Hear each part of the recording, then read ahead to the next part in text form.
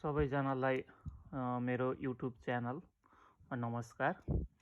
म यो सोसलिजममा सोसलिजम भनेको के हो, यो कसरी फङ्सन हुन्छ, फ्री मार्केट भन्दा के आधारमा राम्रो हुन सक्छ र यो सोसलिजमको बारेमा धेरै बहस हुन्छ संसारभरि नै, त्यसको बारेमा भन्न गइरहेको छु।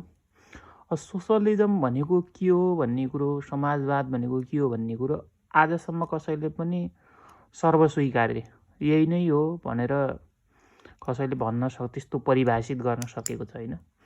अब यो पुँजीवाद मुलुकहरूले पनि के सोच्छन् भने उनीहरूले यो पुँजीवाद भनेको फ्री मार्केट भनेकै सोसलिजम हो। अब फ्री मार्केटमा आफ्नो योग्यता अनुसार मान्छेले क्षमता अनुसार योग्यता अनुसार काम गर्न पाउँछ। आफ्नो सम्पत्ति उनीले लगानी गरेर आफ्नो सामान बेच्न सक्छ, उत्पादन गरेर। अनि घर उनीले घर भाडामा दिन सक्छ, जग्गा उनीले जग्गा युज गरेर त्यहाँबाट केही उत्पादन गरेर मार्केटमा लगेर बेच्न सक्छ। खासमा वास्तविक सोसलिजम भनेको यो पुँजीवाद नै हो भनेर पुँजीपतिहरूले भन्छन्। अनि यो कम्युनिजमहरूले सोसियलिजम भनेको चाहिँ सबै यो रिसोर्सेस सबै उहरू चाहिँ गभर्मेन्टमा राख्ने र जनतालाई प्राइभेट सम्पत्ति केही पनि नदिने, उनीहरूलाई काम लगाउने, उनीहरूले आवश्यकता अनुसार उनीहरूलाई काम सिकाउने, पढाउने, अनि उनीहरूलाई चाहिएको सेवा सुविधा इक्वल रूपमा डिस्ट्रिब्युट गर्ने, त्यो कम्युनिजमको त्यो फिचरलाई नै सोसलिजम भन्छ। अब खासमा सोसलिजम भनेको सोसाइटीबाट आएको वर्ड हो के अरे। समाजवाद भनेको समाज त्यो रिसोर्सेसहरू सामूहिक रूपमा उत्पादन गरेर सामूहिक रूपमा बाँडीचुँडी लिने, सबैले बराबर लिने भन्ने किसिमले समाजवाद त्यहाँबाट सिर्जना भएको। तर कसैले यसलाई यही नै हो भनेर परिभाषित गरेर सर्वमान्य भएको अवस्था होइन। सर्वमान्य परिभाषा अहिलेसम्म छैन। आफ्नो तरिकाले परिभाषित गर्छन् सोसलिजमलाई। अब यसको खास परिभाषा जेसुकै भए पनि अब मार्केटमा हुने भनेको यो आर्थिक रूपमा संसारमा जति पनि आन्दोलन भए, सरकारका विरुद्ध ठुला आन्दोलन भए, हत्या, हिंसा, सरकार परिवर्तन भए, यो सबै खासमा आर्थिक कारणले, मान्छेको जीवनस्तर एकदम न्यून भएको हुनाले गभर्मेन्टले त्यो तालमेल मिलाउन नजान्ने, अनि जनताले चाहिँ आफूले दुःख गरेर कमाएको चिज सरकारलाई ट्याक्स दिने, तर त्यो ट्याक्स लैसकेपछि त्यसलाई राम्रोसँग सदुपयोग नगरेर त्यसको दुरुपयोग गर्ने। त्यो कारणले गर्दा जनतामा एक किसिमको पीडा उत्पन्न हुन्छ। अनि त्यो पीडाले गर्दा नै त्यो सहन नसकेर आफूले दुःख गरे, आफ्नो कर लर जे मन लाग्यो त्यही गरे, त्यो गर्दाखेरि उनीहरूलाई हेपिएको होइन, चेपिएको फिल हुन्छ र अनि गभर्मेन्टको विरुद्ध आन्दोलन गर्ने हो। चाहे इम्पेरियलिजम होस्, चाहे डिक्टेटरसिपको विरुद्ध होस्, चाहे किङको विरुद्ध होस्, चाहे प्रजातन्त्रकै कुनै सरकारको विरुद्ध होस्, जहाँ जनतालाई अति भ्रष्टाचार भएछ, सरकारले राम्रो काम गरिरहेको छैन, अब बोल्नको लागि पनि रेस्ट्रिक्सन छ, त्यस्तो हुँदाखेरि केही हदसम्म दबाउन सक्छ। तर अति भइसकेपछि मान्छे कि मृत्यु कि मुक्ति भनेर जाग्छ। त्यसरी संसारमा जति पनि ठुला आन्दोलन भएका छन् यही यो आर्थिक लेनदेन सम्बन्धी। यो झगडा पनि देश बीच पनि झगडा मुख्य ट्रेडकै लागि हुन्छ धेरै जसो। कोही ठाउँमा चाहिँ सीमाको लागि हुन्छ, नभए यो ट्रेडकै वार हुन्छ। ट्रेडको कारणले, यो आर्थिक कारणले नै झगडा हुने हो देश बीच पनि। त्यस कारणले मुख्य कुरा यही रिसोर्सेस युज गरेर मान्छेलाई चाहिने सामान बनाउने र त्यसको वितरण कसरी गर्ने भन्ने कुरामै खास यो फिलोसफी नै त्यही हो। अब यो सोसलिजम भने पनि, क्यापिटलिजम भने पनि, कम्युनिजम भने पनि रिसोर्सेसहरूलाई कसरी युज गरेर त्यसबाट चाहिने चिजहरू बनाएर मान्छेहरू बीच भागभन्डा लगाउने नै यसको मुख्य ध्येय हुन्छ। त्यसैले अब कुनै पनि सामान बनाउँदा अब यहाँ इन्भेस्टरहरू हुन्छन् हैन, इन्भेस्टर भनेको पैसा लगानी गर्ने। यी पैसा लगानी गर्ने भनेको यिनले चाहिँ आफ्नो घर जग्गा के हुन्छ त्यो राखेर ब्याङ्कबाट लोन लिन्छ, अथवा आफैको पैतृक सम्पत्ति होला त्यो ब्याङ्कमा कोल्याटरल राखेर ब्याङ्कबाट लोन लिइसकेपछि अब यो समाजलाई चाहिने, समाजले त सामान खोजिरहेको हुन्छ, सर्भिस खोजिरहेको हुन्छ, डिमान्ड हुन्छ समाजमा त। अनि त्यही समाजमा पाइने रिसोर्सेसहरू युज गरेर प्रोडक्सन रन गर्छ, यहाँ चाहिने सामानहरू बनाउँछ। जस्तै अब जुत्ताका र मेटेरियलहरू कहाँ पाउँछ, त्यो र मेटेरियल किन्ने, अनि जुत्ता बनाउने मान्छेहरू खोज्ने, अनि जुत्ता बनाउने हैन। त्यसरी अब यो एउटा इन्भेस्टरले जुत्ता बनायो, अर्कोले एग्रिकल्चरको प्रडक्टहरू निकाल्यो, अनि अर्कोले त्यही एग्रिकल्चरबाट निकालेको प्रडक्टहरू फिनिसिङ गरेर अर्को मोडिफाई गरेर अर्को प्रडक्ट निकाल्यो। यसरी यो प्रोसेसहरू धेरै हुन्छ। त्यो गर्नलाई सुरुमा कसैले इन्भेस्ट गर्नै पर्छ पैसा। इन्भेस्ट नगरिकन यहाँ प्रोडक्सन फङ्सनै हुँदैन। अब सबैले यहाँ र मेटेरियल पनि उधारोमा दियो, काम गर्ने मान्छे पनि उधारोमा आइदियो भने त्यसले इन्भेस्ट नगरिकन सबैलाई उधारोमा बोलाएर यसरी रन गर्न सक्छ? तर त्यो सम्भव हुँदैन। यहाँ काम गर्दा बित्तिकै मान्छेलाई त रेगुलर खाना पर्यो, त्यसको लागि स्यालेरी चाहियो। मैले यो कम्पनी बनाइसकेर, सामान बनाइसकेर मार्केटमा बेचेपछि बल्ल तँलाई तलब दिन्छु, बल्ल तेरो र मेटेरियलको मैले पेमेन्ट गर्छु भनेर त यसलाई त सामान त दिँदैनन्। त्यही भएर यसले सामान बनाउनुभन्दा अगाडि नै त्यसको सुरसारमा गर्नुपर्ने सबै तयारीको लागि ब्याङ्कबाट पैसा लिन पर्ने हुन्छ। यसरी एउटा इन्भेस्टरले पैसा ब्याङ्कबाट लिएर आएर प्रोडक्सन रन गर्छ, अनि त्यो प्रडक्ट निकाल्छ। अब त्यो प्रडक्ट चाहिँ मार्केटमा पठाउनको लागि प्राइस तय गर्नुपर्छ। त्यो प्राइसमा त्यो प्रडक्ट बनाउँदाखेरि लागेको र मेटेरियल, अनि त्यसमा भएका अन्य खर्चहरू, अनि मुख्य गरी त्यहाँ काम गर्दा कामदारलाई दिने तलब, त्यहाँ तिर्नुपर्ने रेन्ट, जे जति पनि खर्च छन्, डिप्रिसिएसन, त्यो एसेट्सहरू युज हुन्छ त्यसको डिप्रिसिएसन कस्ट, सबै त्यहाँ जति पनि खर्चहरू लाग्छ त्यो खर्च हुन्छ। त्यसपछि त्यसमा भ्याट अथवा सेल्स ट्याक्स गभर्मेन्टलाई के तिर्न पर्ने हो त्यो ट्याक्स हुन्छ, अनि त्यसमा अलिकति प्रफिट जोडेर यो प्राइस राखेको हुन्छ। अब कहिलेकाहीँ कम्पिटिसनले गर्दा यो प्रफिट नभइकन लस हुन्छ। लस हुँदाखेरि कस्ट र ट्याक्स जोडेर प्राइस कम राख्न पर्यो नि, त्यस्तो अवस्थामा लस हुन्छ। नर्मल्ली अब सुरुमा बिजनेस गर्दा खासै कम्पिटिसन छैन भने मान्छेले अलिअलि प्रफिटै राखेर प्राइस राखेको हुन्छ। लसमा धेरै समय बिजनेस गर्दा त त्यो टिक्न सक्दैन, बिजनेस चाहिँ कोल्याप्स हुन्छ। त्यही भएर अहिले लसको पार्टलाई छोडिदिउँ, हामीले अब प्रफिटै राख्छ भनेर मानौँ। अब हरेक प्रडक्ट होइन, मान्छेलाई त हजारौँ थरी प्रडक्ट चाहिएको हुन्छ। अब हजारौँ थरी प्रडक्ट विभिन्न हजारौँ इन्भेस्टरहरूले दिनदिनै दैनिक रूपमा निकालिराखेको छ। खास अब त्यो प्रडक्टको प्राइसभित्र कस्ट, ट्याक्स र प्रफिट हुन्छ। अब यो कस्ट बापत अब कोले त्यहाँ र मेटेरियल दिएछन्, कसको घर युज भएछ, कसको ल्यान्ड युज भएछ, अनि तिनीहरूलाई भाडा, अनि कसले काम गरेछन् तिनीहरूलाई स्यालेरी, के सामान युज भएछ, त्यो सबै कस्ट बापत पैसा लान्छन् उनीहरूले। अनि यहाँ भ्याट र ट्याक्स के छ, भ्याट र सेल्स ट्याक्स के लगाएको छ गभर्मेन्टको, त्यो अनुसार गभर्मेन्टलाई यो ट्याक्स जान्छ। अनि यो प्रफिट चाहिँ इन्भेस्टरले लान्छ होइन। अनि यो सबै जोड्दाखेरि यहाँ प्राइस हुन्छ। यो प्राइस अन्तिम प्राइस भएको सामान अब मार्केटमा पुग्छ। अब यस्ता इन्भेस्टर त यहाँ हजारौँ हुन्छन्, हजारौँ सामान यो मार्केटमा आएको हुन्छ, अनि सबैको नेचर यस्तै हुन्छ। अब यो बापत गएको पैसा विभिन्न मान्छेहरूले पाउँछन्।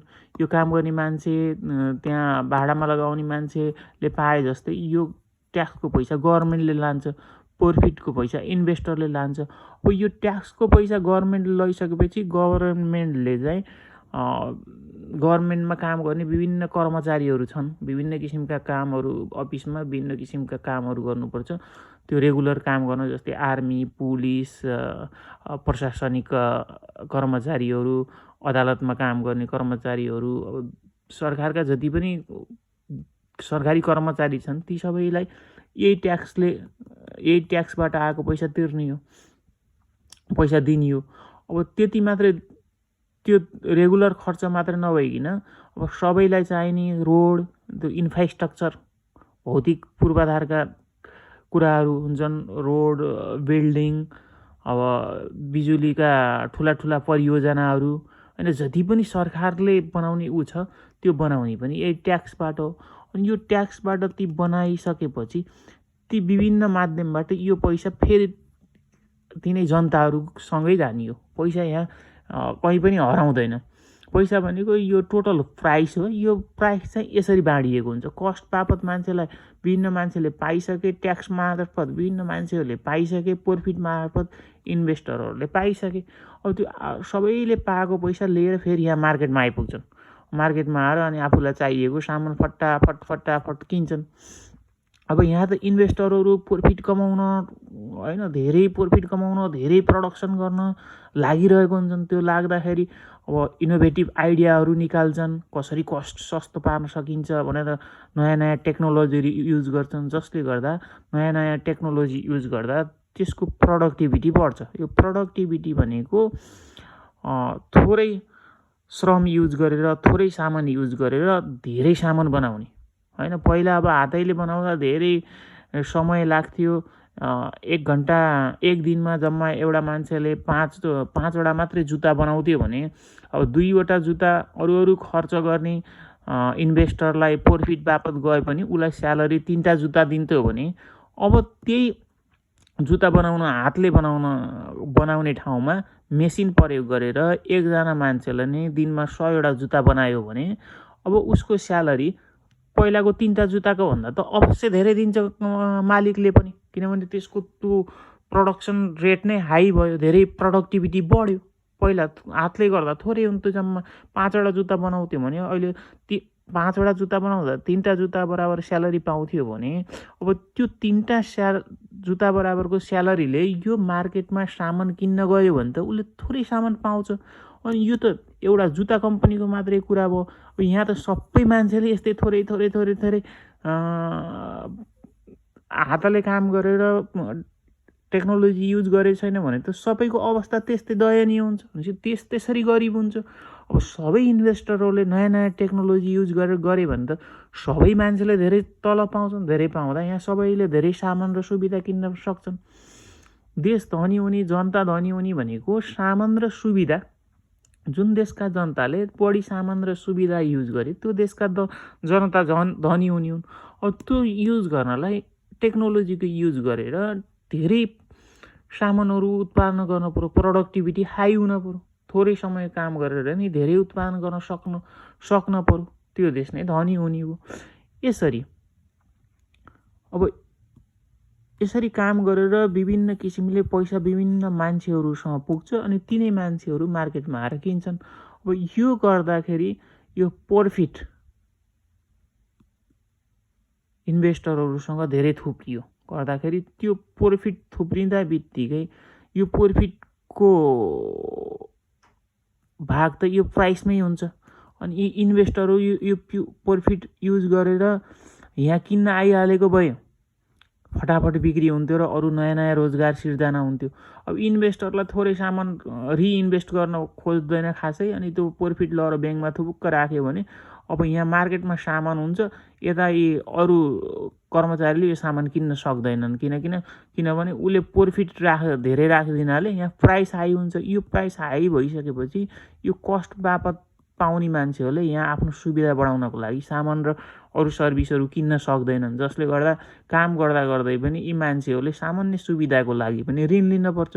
ऋण कहाँबाट लिन्छ भन्दा यो इन्भेस्टरले आफ्नो प्रफिट बापत ब्याङ्कमा पैसा राखेको हुन्छ, त्यही प्रफिटलाई यी कस्ट बापत स्यालेरी पाउनेहरू जसले तल्लो लेभलमा काम गर्छन् तिनीहरूले यहाँबाट लोन लिनुपर्छ। अब सामान्य जीवनयापनको लागि पनि लोन लिएर यी सामानहरू किन्न पर्छ। गर्दाखेरि यो इन्भेस्टरले बढी प्रफिट राखिदिँदाखेरि यिनीहरूलाई यहाँ यो लोन लिन पर्ने बाध्यता हो। जस्तै अहिले अमेरिकामा अब त्यत्रो डेभलप कन्ट्री छ, सबै प्रोडक्टिभिटी हाई छ, त्यो हुँदा पनि त्यहाँ एउटा सामान्य जीवन बिताउँदा जस्तै एउटा कार एउटा घर लिँदा पनि 25-30 वर्षसम्म आफ्नो स्यालेरीको ठुलो भाग तिनीहरूले त्यहाँ त्यो किस्ताको रूपमा बुझाउनु पर्नेको बाध्यता के हो भने यो इन्भेस्टरहरूले प्रफिट धेरै राखिदियो। अब क्यापिटलिजममा फ्री मार्केट हुन्छ, एकदम कम्पिटिसन हुन्छ, त्यही भएर प्राइस लो हुन्छ, त्यसैले सबैलाई राम्रो हुन्छ, सबैको लाइफ माथि आउँछ भनेर सोचिएको हुन्छ। तर त्यहाँ बिचौलियाहरू धेरै भए होइन, कमिसन खोरीहरू धेरै भए, एडभर्टाइजमा त्यो आफ्नो सामान बेच्ने प्रतिस्पर्धा एडभर्टाइजमा भएर त्यो एडभर्टाइजले गर्दा कस्ट बढ्यो। त्यो गर्दा तल्लो लेभलको जुन स्तरमा जीवन उठ्नुपर्ने थियो क्यापिटलिजमको एकदम सक्सेस भएको कन्ट्रीहरूमा पनि खासै त्यो भएन। अलि अस्ति एउटा नोबेल प्राइज पाएको उसले पनि एउटा रिपोर्ट निकालेको थियो। अब टेक्नोलोजीले गर्दा सबै सोसाइटीका सबै मान्छेहरूले उत्तिकै जीवन राम्रो भएछ भन्ने प्रुफ छैन। आजभन्दा 20 वर्ष अगाडि जेनरल अमेरिकनको लाइफ 20 वर्षभन्दा अहिलेभन्दा 20 वर्ष अगाडि बरु राम्रो थियो, अहिले राम्रो छ भन्ने आधार कुनै प्रुफ छैन भन्ने कुरो उसले गरेको थियो। टेक्नोलोजीको प्रयोगले सबैलाई बेनिफिट छ भन्ने छैन। केही मान्छेहरूले जसले इन्भेस्ट गरेछ उनीहरूलाई धेरै बेनिफिट भयो, तर तल्लो लेभलको झन् दयनीय भयो भन्ने किसिमले उसले त्यहाँ व्याख्या गरेको थियो। त्यो हो पनि, त्यो अहिले अमेरिकामा निकै ठुलो बहस पनि चलेको छ। अब उनीहरूले चाहिँ यो क्यापिटलिजमले सबैको जीवनस्तर उठाउँछ, आखिर यहाँ क्यापिटलिजमले त्यो पैसा लगेर आफूले राख्ने होइन, त्यो फेरि रिइन्भेस्ट गर्छ भन्ने कुरो गर्थे, तर त्यो खास व्यवहारमा चाहिँ त्यो देखिएन भन्ने कुरोको ठुलो डिबेट छ त्यहाँ। अब त्यो छुट्टै कुरा। अब त्यसपछि यो यसरी फङ्सन हुन्छ। यो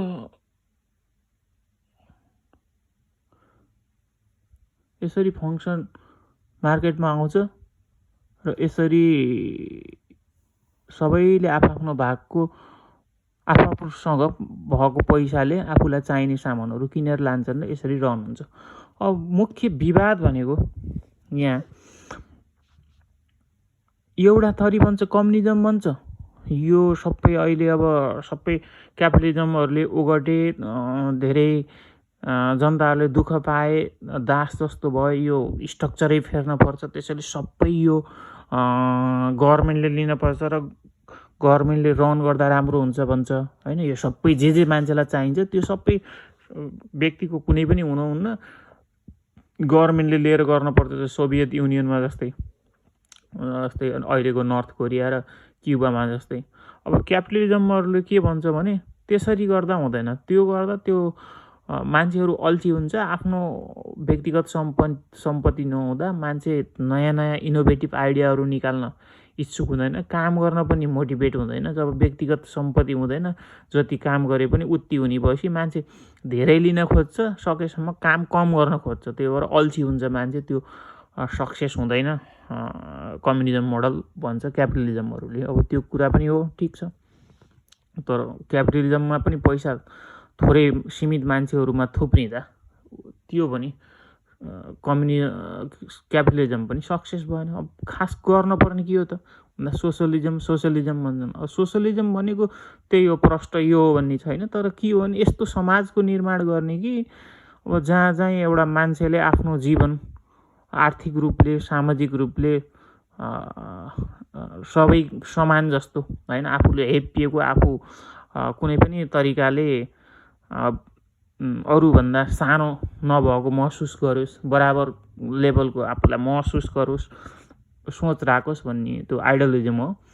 अब त्यो साम्यवादमा जस्तो कार्ल मार्क्सले भने जस्तो साम्यवाद सबैलाई बराबरी, त्यो कल्पना मात्रै हो, त्यो वास्तवमा हुन अब धेरै गाह्रो हुन्छ, त्यो त्यति सक्सेस हुँदैन। त्यसैले केही कुराहरू बेसिक कुराहरू चाहिँ गभर्मेन्टले चलाउने र केही कुरा प्राइभेटलाई छोडिदिने। अब त्यही मोडेललाई अहिले चाहिँ सोसियलिजम भन्ने गरिन्छ। जस्तै अहिले यो नर्डिक कन्ट्रीहरू फिनल्यान्ड नर्वेहरूको पनि यो मोडललाई सोसलिजम मोडल भन्छ। अब यहाँ education health education security free छ, पेन्सनको राम्रो व्यवस्था छ, अनइम्प्लोइमेन्ट बेनिफिटहरू, चाइल्ड केयर, ओल्ड सिटिजन केयरहरू यो राम्रो छ। अब यही मोडल अरू कुराहरू प्राइभेटलाई छोडिदिएको छ। यो मोडल चाहिँ राम्रो मानिन्छ। त्यसैले यो मोडलको बारेमा कसरी फङ्सन हुन्छ खास हुने चाहिँ यति नै हो हैन। मान्छेलाई चाहिएको सामान उत्पादन गर्ने, त्यो चाहिएको सामान उत्पादन गर्दा विभिन्न पैसाहरू ठाउँ ठाउँमा बाँडिन्छ अनि त्यही नै बाँडिएको पैसाले आफूलाई चाहिएको सामान मार्केटमा आएर किन्ने हो। यही किन्दाखेरि अब पैसा विभिन्न यो कारणले गर्दा केही सीमित मान्छेमा थुप्रिँदाखेरि अलिकति ब्रेक भयो, इकोनोमिक ग्रोथ कम भयो। इकोनोमिक ग्रोथ कम हुँदा बित्तिकै तल्लो लेभलमा जसले तल्लो लेभलमा काम गर्दैछ उसको स्थिति अलि राम्रो हुँदैन। त्यति नै हो कुरा। अब त्यसको लागि अब के गर्न सकिन्छ त भन्दाखेरि अब सेक्युरिटी, यो पुलिस आर्मी अब गभर्मेन्टले चलाउने कुरा भयो के अरे। जनतालाई सेक्युरिटी दिने कुरा त पहिला त बाँच्न निर्धक्क साथ सुरक्षित छु भन्ने महसुस गराउनु पर्यो। यो बेसिक कुरा भयो सेक्युरिटी संसारमा जहाँ पनि गभर्मेन्टले हेर्छ। त्यही भएर यसमा विवाद गर्नै परेन। अब त्यो सर्भिसहरूलाई गभर्मेन्टले दिने सर्भिसलाई पब्लिक प्रडक्ट भन्छ अनि व्यक्तिले आफ्नो लागि आफै गर्नेलाई प्राइभेट प्रडक्ट भन्छ। अब पब्लिक प्रडक्टमा के राख्ने भन्दा सेक्युरिटी भइहाल्यो, एजुकेसन फ्री गर्ने भन्ने छ धेरै अहिले नेपालतिर हल्ला। अब एजुकेसनमा कस्तो हुन्छ भने एजुकेसन पुरै फ्री गर्दा 1 क्लासदेखि डिग्रीसम्म पिएचडीसम्म सबै फ्री गर्दा अब यो ट्याक्स बढी उठाउनु पर्छ हैन। यो फ्री गर्ने भनेको त ट्याक्सबाट हो नि त। यहाँ यो ट्याक्स छ नि, यो ट्याक्स अब यो यता यो पब्लिक प्रडक्टमा जति प्रडक्टहरू थपियो त्यति ट्याक्सको भाग बढ्ने हो, ट्याक्स बढी उठाउने। अरू त्यहाँ कुनै उपाय छैन नि त। यहाँ यी चिजहरू बियर गर्न यहाँ जति हामीले पब्लिकको लागि सबैको लागि यहाँ गभर्मेन्टले फङ्सन गर्छ त्यसको लागि त ट्याक्सै उठाउने। ट्याक्स जति ट्याक्स उठाइन्छ त्यति यहाँ प्राइस हाई हुने हो। जति बढी यहाँ ट्याक्स एप्लाई गरिन्छ यहाँ त्यति प्राइस हाई हुने हो प्रडक्टको। त्यसैले एजुकेसन 1 क्लासदेखि सबै फ्री गर्दाखेरि अब ट्याक्स बढी हुन्छ। अब एजुकेसन त्यसरी सबै फ्री गरियो भने के गर्नुपर्छ भने अब कोही मान्छे सबैको पैसामा पढ्यो, फ्रीमा पढ्न पायो अनि त्यो पढेर आएर काम गर्दा फेरि त्यो पढेको मान्छेको तलब पनि अर्गनाइजेसनमा या मार्केटमा आउँदा मार्केटमा काम गर्दा तल्लो लेभलको र उसको चाहिँ धेरै भिन्नता एकदमै। अब अमेरिका त 300 गुणा बेसी हुन्छ क्या कुनै अर्गनाइजेसनमा। अब त्यस्तो विधिको तलब भिन्नता भयो भने पनि उसलाई फ्रीमा पनि पढाउने अनि तल काम गर्ने बेलामा पनि उसैको तलब एकदमै धेरै हुँदा त्यहाँ पनि असमानता हुन्छ। किनभने यो एजुकेसनको लागि त सबैले ट्याक्स तिरेको हुन्छ। अब त्यो पढ्दै नपढेको अथवा कम पढेको मान्छे सबभन्दा तल बसेर काम गर्ने मान्छेलाई त घाटा उसले सधैँभरि एजुकेसनको लागि सामान किन्दा ट्याक्स तिरिरहेको हुन्छ अनि उसले तलब पाउने बेलामा पनि एजुकेटेडले भन्दा निकै कम तलब पाएको हुन्छ। त्यो गर्दाखेरि उसलाई सधैँभरि मर्का पर्छ। त्यसले सोसाइटीमा झन् ठुलो भिन्नता ल्याउँछ। त्यसैले एजुकेसन फ्री गर्ने हो भने एजुकेटेड पिपुल र अनि नन एजुकेटेड पिपुलको तलब भिन्नता धेरै हुनुहुन्न। त्यही 5-6 गुणा बढी स्वाभाविक हो। फेरि मान्छेले पढ्नै छोड्छ हैन। 5-6 गुणा 7 गुणा बढी भएन भने फेरि मान्छेले किन पढ्ने, आखिर यहाँ उही हो बराबर हो भन्नेतिर जान्छ। त्यसैले जब एजुकेसन फ्री गरियो भने 6-7 गुणा अथवा एजुकेसनलाई +2 सम्म फ्री गराएर त्यसपछिको माथिको युनिभर्सिटीको पढाइलाई चाहिँ ट्यालेन्टहरूलाई फ्री अनि अरूलाई चाहिँ एजुकेसन लोन हैन। कसैले पढ्न चाह्यो भने पैसा वञ्चित भएर पढाइ छोड्न नपरोस् हैन। अब +2 सम्म आउँदा ऊ ट्यालेन्ट भएन, अब त्यस्तो ट्यालेन्टलाई त्यहाँ फ्री गभर्मेन्टले दिँदैन। तर अझ म अब राम्रो गर्छु, म कसिएर पढ्छु भन्नु बोल्यो भने त उसले त पढ्न पाउनु पर्यो। अब घरमा त्यसको फाइनेन्सियल सपोर्ट छैन भने अब उसलाई लोनको व्यवस्था गरिदिने। बरु भोलि अब लोन तिर्न सकेन भने उसलाई अब त्यहाँ अप्ठ्याराहरू हुन्छन्, त्यो लोन तिर्न बाध्य पार्ने किसिमको बरु हुन्छ काम। देशभित्रै उत्पादन राम्रो भयो, सबै इकोनोमिक राम्रो भयो भने त उसले काम पायो भने तिर्न सक्ने हुन्छ लोन। त्यही भएर त्यो +2 पछि लोन दिने व्यवस्था गरियो भने पनि त्यताबाट जान नि सकिन्छ, अथवा एजुकेसन पुरै फ्री गरेर जान पनि सकिन्छ। अनि हेल्थ पनि फ्री अथवा अलिकति प्राइस राखिदिने। अब यो एजुकेसन र हेल्थ प्राइभेटमा राखिदियो भने के हुन्छ भने एजुकेसनमा पनि मान्छेले भर्मलुट गरिदिन्छन्। जुन मान्छेको बेसिक आवश्यकता हो प्राइभेटले महँगो फी लिइदिने, अनि त्यही सेन्डिकेट गरिदिने, नयाँ कलेजहरूलाई आउन नदिने हैन। त्यो एक किसिमको त्यो प्राइसमा मोनोपोली हुन्छ, ओलिगोपोली हुन्छ। अनि त्यो भइसकेपछि एजुकेसनमा पनि मान्छेले राम्रो गर्न सक्दैन प्राइभेट हुँदाखेरि। अब हेल्थमा पनि कस्तो हुन्छ भने यो हेल्थ हस्पिटलले डक्टरले मिलेर हाम्रो जस्तो देशहरूमा त्यो बिरामीलाई अनावश्यक टेस्टहरू गराइदिने हैन। पैसाको लागि प्राइभेट ऊहरूले आफ्नो कमिसन, जस्तै डक्टरलाई हस्पिटलले कमिसन दिन्छ, त्यस टेस्ट गराए बापत कमिसन दिन्छ भनेपछि त्यो डक्टर चाहिँ अननेसेसरी टेस्टहरू गर्न मोटिभेट भइरहेको हुन्छ क्या। त्यो हस्पिटलले त्यस्तो बनाइदिन्छ उसलाई।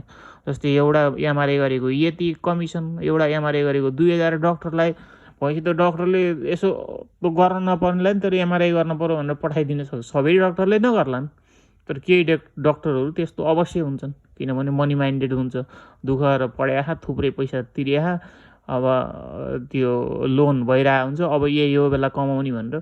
त्यसले गर्दा त त्यहाँ त्यो अननेसेसरी खर्च भयो, बिरामीको नि अननेसेसरी खर्च भयो। त्यहाँ काम गर्ने त्यो मेटेरियल के चाहिने हो, त्यो जुन नेपालमा नबन्न नि सक्छ, ती चिजहरू बाहिरबाट आयात गर्नुपर्ने हुन्छ। त्यो बेकार त्यहाँ खपत भयो, त्यो खपत हुने भनेको त राष्ट्रको घाटा हो, उता बिरामीको नि घाटा हो। त्यही कारणले हेल्थमा त्यस्तो हुने सम्भावना बढी हुँदा यसलाई चाहिँ गभर्मेन्टमै राखिदियो भने ठिक हुन्छ। बरु न्यून एकदम एफोर्डेबल प्राइस राखिदिने, जसले गर्दा हाम्रो ट्याक्समा बढी भार नपरोस् हैन। अलिकति प्राइस राखिदिने बित्तिकै एफोर्डेबल प्राइस, जस्तै यहाँ फिनल्यान्डमा पनि जति सके ठुलो रोग लास 15-20 दिनको तलबले चाहिँ त्यो जत्रो ठुलो अपरेसन पनि एफोर्डेबल हुन्छ क्या, तिर्न सक्छ मान्छेले। तल्लो लेभलको कर्मचारीले पनि 15-20 दिनको तलबले चाहिँ यहाँ ठुल्ठुलो अपरेसनहरू गरेको पैसा तिर्न मिल्छ।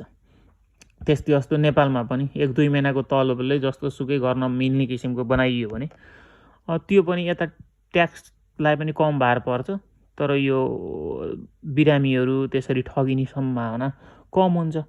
अनि जब हेल्थ र एजुकेसन फ्री जस्तै भयो भने मान्छेलाई के भइदिन्छ भने त्यो पैसा जम्मा गरेर भविष्यमा के होला भनेर चिन्तित हुनु पर्दैन। अझ त्यसैमाथि अब पेन्सनको पनि व्यवस्था, पेन्सन व्यवस्था गर्ने भनेको नि त्यस्तो ठुलो कुरो होइन। त्यो प्राइभेट कम्पनीहरूमा अहिले त सुरु भइसक्यो क्या नेपालमा। अब जहाँ जागिर गर्छ उसले चाहिँ केही पर्सेन्ट हालिदिने, अनि उसैको तलबबाट केही पर्सेन्ट हालेर एउटा कोष खडा गरेर त्यो पेन्सनको पैसा त्यो कोषमा गएर जम्मा हुन्छ। अनि त्यो कोषको पैसा ब्याङ्कमा राखेको हुन्छ, ब्याङ्कले लगानी गरेको हुन्छ, त्यो घुमिरहेको हुन्छ। अहिले काम गर्ने जीवनसम्म, आफ्नो जीवनकालसम्म 60-65 वर्ष कति गरेको हुन्छ, त्यो फन्डमा गएर जम्मा भइरहेको हुन्छ। त्यो पैसाको इन्ट्रेस्ट आइरहेको हुन्छ। अनि पछि अब 65 वर्षपछि उसलाई चाहिँ त्यही पैसाबाट पेन्सन उसैको पैसा रिटर्न दिने हो। त्यही भएर यो पेन्सनको व्यवस्था सबै प्राइभेट कम्पनीमा अहिले सुरु भइसक्यो क्या नेपालमा। त्यो गर्दा राम्रै हुन्छ। त्यो पेन्सन पनि भयो, एजुकेसन पनि फ्री भयो, हेल्थ पनि एफोर्डेबल भयो, अब सेक्युरिटी त हुने नै भयो, अब जहाँ पनि हुन्छ। यी 3टा कुरा हुँदा बित्तिकै मान्छेलाई के हुन्छ भने भविष्यको लागि अथवा अपरझट केही पर्यो भने केयर नै भन्ने हुँदैन। पर्ने भनेको हेल्थको लागि हो, यो एफोर्डेबल भइहाल्यो। अब एजुकेसन पनि फ्री हुँदा बित्तिकै आफ्नो बच्चालाई भविष्यमा के गर्ने भन्ने चिन्तै भएन। यो हुँदा बित्तिकै मान्छेले कमाउँछ र खर्च गर्छ क्या। कमाए पैसा राखिदियो भने अनि इकोनोमी राम्रोसँग ग्रोथ हुँदैन। यी 3टा कुराको ग्यारेन्टी गर्दा बित्तिकै मान्छेले कमाउँछ, रमाइलो गर्छ, खर्च गर्छ, घुम्न जान्छ। त्यो गर्दा इकोनोमी रन हुन्छ। अनि त्यो हुँदा जब क्रिएट हुन्छ, उसैले जब पाउँछ, सबैले जब पाउँछन्। अनि यो गर्दा हुन्छ। यो अहिले तत्कालै लागू गर्न नि सकिन्छ त्यहाँ मिलाएर। त्यस्तो त ठुलो कुरो छ। नेपाल गरिब छ भन्ने हुन्न, गरिब भनेको पैसा नभएको भन्ने हुन्न। रिसोर्सेसहरू छ, मान्छेहरू छन्, त्यही रिसोर्सेस र मान्छेले प्रयोग गरेर तिनै मान्छेलाई चाहिने सामान बनाउने हो। अनि त्यसैले अब अनइम्प्लोइमेन्ट फन्ड जस्तै कोही बेरोजगार भयो, काम पाएको छैन भने उसलाई त्यो व्यवस्था गरिदिनुपर्छ। अहिले पो त्यहाँ हाम्रो उत्पादन कम छ। हाम्रो उत्पादन कम हुँदाखेरि अनइम्प्लोइमेन्ट फन्ड दियो भने त्यसले चाहिँ आयात बढाउँछ अनि इन्फ्लेसन हाई हुन्छ, सकिँदैन।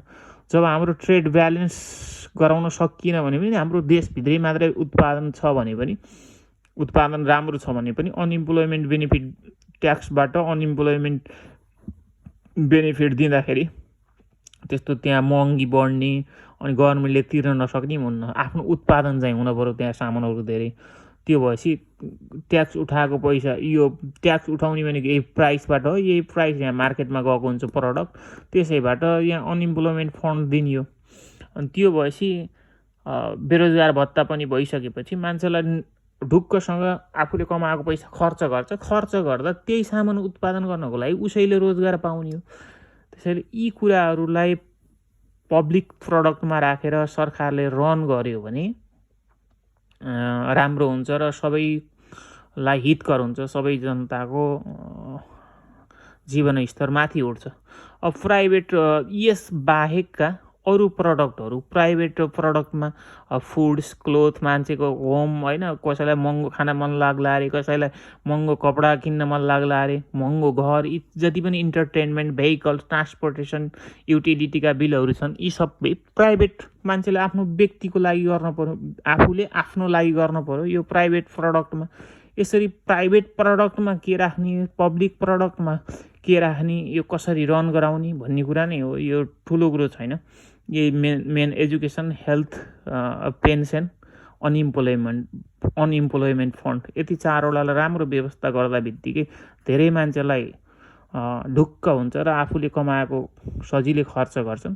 अब त्यो खर्च गर्दाखेरि त्यो पैसा आयात गर्न इन्डिया र चाइनातिर गएर हुन्न। अब हाम्रो पनि उनीहरूकोमा सामान बेचिएछ भने त उताबाट सस्तो पर्छ, जे सस्तो पर्छ ल्याउने, हाम्रो उनीहरूलाई सस्तो परेको लान्छन्। ट्रेड ब्यालेन्स भयो भने त्यो काम लाग्छ। ट्रेड ब्यालेन्स छैन अनि हाम्रो उत्पादनलाई चाहिँ प्राथमिकता नदिने, प्रोत्साहन नदिने गर्नाले त्यो सधैँभरि गरिबको गरिब हुन्छ। त्यही भएर त्यो फ्री ट्रेडको कन्सेप्टमा चाहिँ त्यो एक ठाउँ लागू भएन भने यता बिग्रिन्छ।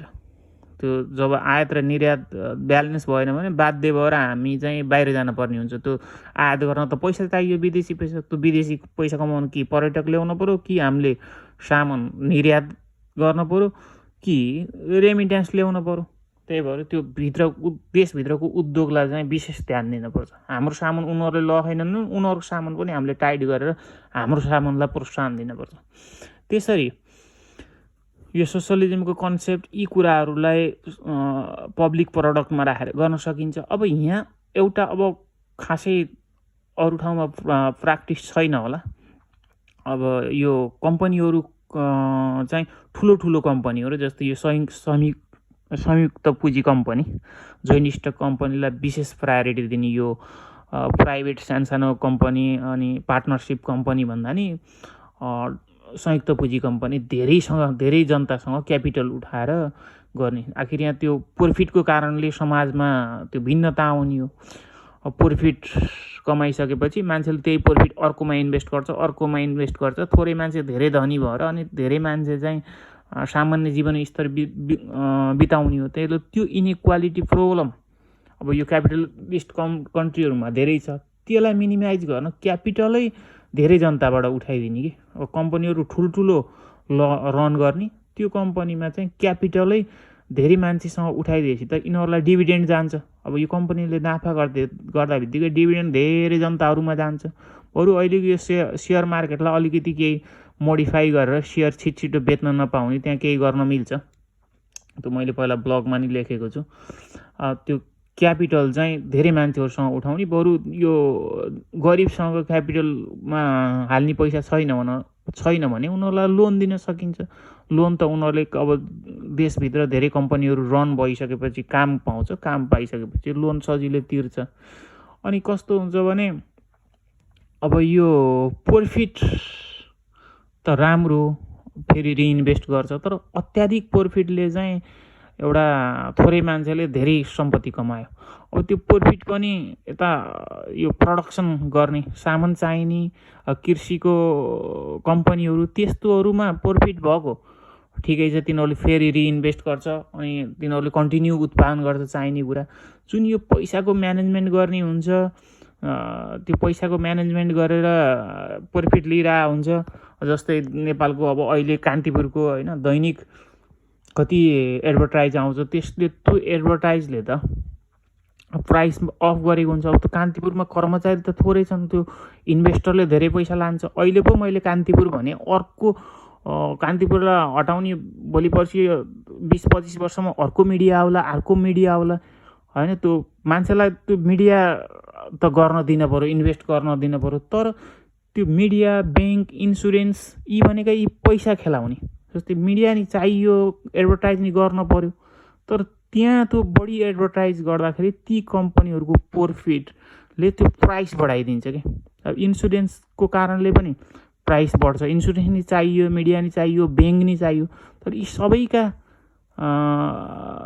बढी प्रफिटले यो प्रफिट थोरै मान्छेमा जान्छ होइन। मिडियामा थोरै मान्छेको लगानी हुन्छ तर पैसा धेरै गयो। त्यसैले गर्दा यी तीनटा चिजलाई चाहिँ प्रफिटमा प्रोग्रेसिभ ट्याक्स लगाइदिने। अब नर्मल क्यापिटलको प्रोग्रेसिभ प्रफिट ट्याक्स भनेको नर्मल 1 वर्षमा क्यापिटलको 20% जति प्रफिट छ भने त्यसलाई नर्मल प्रफिट ट्याक्स, त्योभन्दा माथिलाई चाहिँ अर्को प्रफिट ट्याक्स, अलिकति ट्याक्स प्रफिट ट्याक्स चाहिँ हाई गरिदिने।